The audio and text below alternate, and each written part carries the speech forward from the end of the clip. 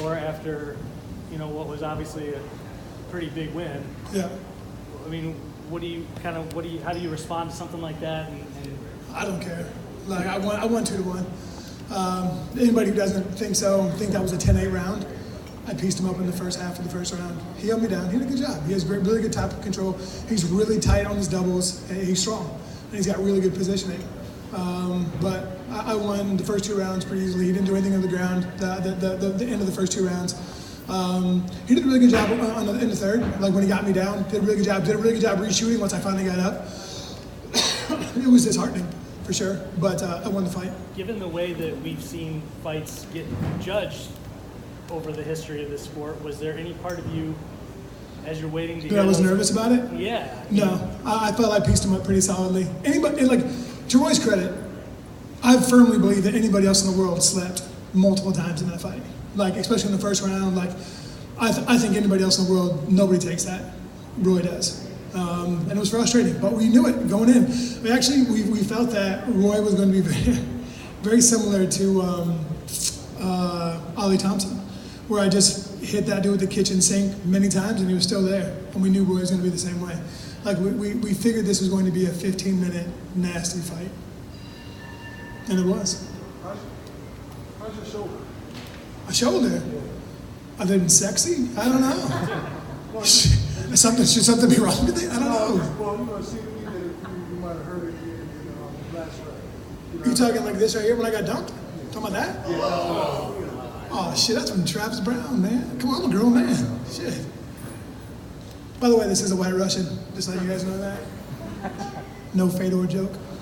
Matt, you know what Roy does. You know what he was going to try to do. He still took you down. What is it about him that you know he's going to? You know what kind of takedowns he does, but he still gets it. What does he do that's so difficult to prevent him from taking you down? He's durable. He doesn't spend any superfluous energy, right? He's extremely efficient with his energy. He was tired. I mean, he's strong. He stays really tight on his doubles. He's hard to get away from. Really, really difficult. I felt like I was going to be able to sprawl and brawl on him all day long. I didn't think if he got me against the wall, I thought that was going to be safe. I thought I was going to be fine. I wasn't. He was strong. He had really good positioning. Do you feel this helps you going into your next fight? Because either Mola Wall or Brian Bader, both those guys, strike a wrestler. Yeah, I do. I definitely do. And, I live at Purdue University. I wrestle with the Purdue wrestling team. My team, Team 2-Ton, all really strong wrestlers. So I'll be prepared for it whenever it is. I don't even know when the date is. Those guys fight in May, so Got a while to go. yeah, you're okay for a bit. Yeah, I'll be hanging out for a little bit.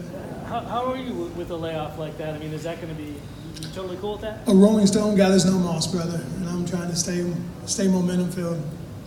But if that's what the man says. That's what the man says. You said before the fight, this is one of the fights you really, looking back on your career, wanted back. You felt like you could have it back. How does it feel to get that redemption in the rematch? It was a great fight. That's how I feel. I feel like it was a great fight.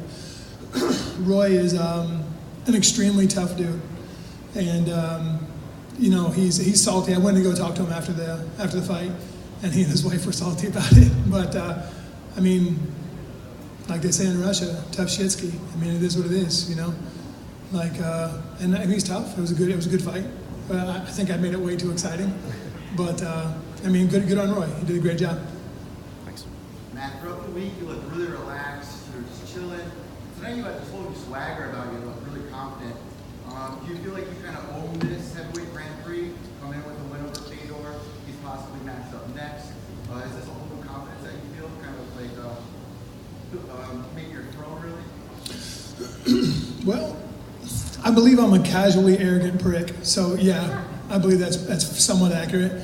But I don't think I'm arrogant enough to not think that I'm infallible and that I can't be beaten.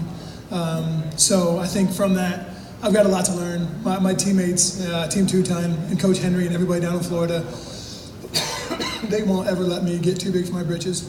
In Purdue, like Coach Tyrell Todd and Jake Avon, the guys I wrestled with there, and Sean Streck, like those dudes will, when I get back home, my daughter and I have a father-daughter dance. She accepted my offer, by the way. So we have a father-daughter dance tomorrow night, and then I'll be back in the wrestling room on Monday, and they'll be dumping me on my head left and right. Do you think that you delivered tonight for Bellator for the main event? I think a majority draw of a tough ass fight is delivering, I would say. And if somebody didn't like it, like I said before, tough shit ski. Is your knee okay? See it wrapped up. You know, it's just a compression sleeve. That's all. Like, it's fine. There's no kind of issues with it. I just wear like, because I post so much, I pivot so much on it for my kicks, and I torque a lot on it. So sometimes it'll kind of puff up on me a little bit. So I just put it on there after a fight or after like a real heavy practice. Just kind of make sure that any kind of inflammation pushes out, circles back out. Matt, your next opponent obviously is going to be Beta or King Mo. They're both light heavyweights. You're obviously a lot bigger than them. How do you feel about fighting a light heavyweight? Do you think you'll get enough credit beating a quality opponent? You know that they're light heavyweights? Mo's fought heavyweight a handful of times. So, and he won the Heavyweight Grand Prix, right, in Ryzen? Yep. So Mo can be heavyweight if he wants. And Bader's no punk. I mean, he's a light heavyweight champ, and there's always, that's why this Grand Prix is kind of exciting. It's really the super fight Grand Prix. Like, there's always conversations. Will a light heavyweight beat a heavyweight? Can a heavyweight handle their quickness? Can a light heavyweight handle their power? This is a what if tournament. Do you have a preference of fighting Beta or King Mo? I don't care. Let them figure it out. All right. Now, obviously, they're light heavyweights. You're a heavyweight. You're going to be bigger than them. Does that change anything in your body? Like, do you want to bulk up a little bit and be even bigger, or the opposite, maybe slim down and try to match that speed? I'm skinny right now. I don't know if you could tell how sexy I was with my shirt off today or not, but I'm probably 251. I weighed in with jeans and a belt buckle on, so I'm probably 251. I don't see myself getting much thinner than that.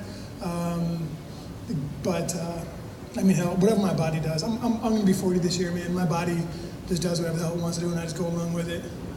Now, before this tournament, you said that you thought Roy Nelson was the number 2 guy, that he was your biggest test. Yeah. Do you feel any relief now that you got past what you consider your biggest test in this tournament? Do you guys agree with that? Do you think was that an accurate assessment, especially after tonight? There's a lot of good guys in this. I don't know. There are a lot of really good guys in this. I don't know, man. I haven't had a chance to marinate on it, but I'm ready to go drink some White Russians and hang out with my family. And my last question for you. In that third round, you know, the crowd was going crazy. Roy Nelson had you in that crucifix. How hurt were you? I wasn't hurt at all. I wasn't hurt at all, actually. Like, and the punches weren't even bad, or the elbows, they weren't bad. Like, they were landing, but like most of the time they're landing with like this part of your elbow, so it's pretty meaty. So really, it didn't really bother me at all. It was just, that's why I'm really glad I didn't stop it, because it wasn't doing anything to me at all. All right, I lied. One more. Were you talking to the referee at all? It seemed like you were. Yeah, I felt like Roy's toe, because I was pushing down. I was going for to hook his leg, to pull him out of position, to change his hips, and I couldn't hook his toe, and it felt like it was like a dead stop. So I was like, hey, is his toe in the fence? Because it felt like his big toe from the angle was stuck in the fence because there was no leeway, there was no give. And most of the time there's going to be some kind of a give if I can hook a heel in there and try to pull it apart, and there wasn't. Was he saying anything back to you like, hey, I'm going to stop this, or anything like that? Yeah, I think he said improve your position, and I did, right? I mean, it was hard. Roy has great positioning, so it was difficult to improve position, but I did, and that's the reason why I never got stopped. And like, I was never in trouble. I was never in danger. Like, I was communicating very freely with him throughout the entire thing, so you can tell if I was dazed or not, and I wasn't. Last question. Matt, last question for me here. I know your first couple of fights were getting dropped. You were doing a lot of things, engaging a lot. This fight seemed your footwork was on par. You were moving around. You didn't let him just tee off the right hook. How much have you worked on that? How much have you worked on just? I let him tee off on the right hook. Is that what you said? In this fight, you were almost more agile on your feet. You were moving around. How much have you been working on that? You know, the footwork has become more of a complete strike. You know, that's what we work on all the time. And with Roy, like, we know that Roy wants to fight in a phone booth. And for me, my fighting style is get me wide open, let me move around, let me be an athlete. I can out-athlete anybody in MMA, I believe, but like in heavyweight division. And so I felt that, we felt that be athletic, mobile. It's only 17 minutes. Like, I can do anything in the world for 17 minutes. Maybe 15 and a half, I got kind of tired. All right, salute everybody. Congratulations, Matt.